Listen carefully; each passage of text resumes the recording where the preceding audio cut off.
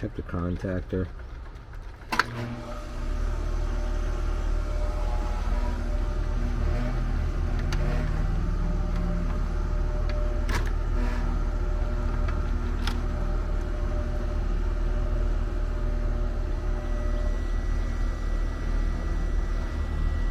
Well, there you go.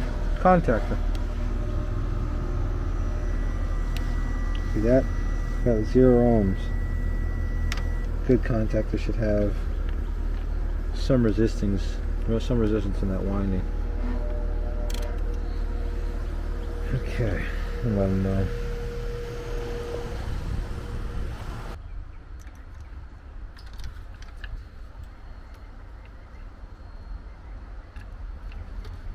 Okay, so just in case you didn't see, we ohm it out, contactor, take all the terminals, all the connectors off, you'll see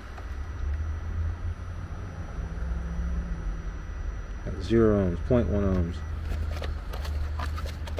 It was 0 before. Now we take a new contactor.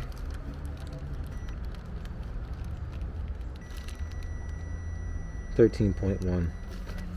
So the internal windings once again are sorted out on this thing.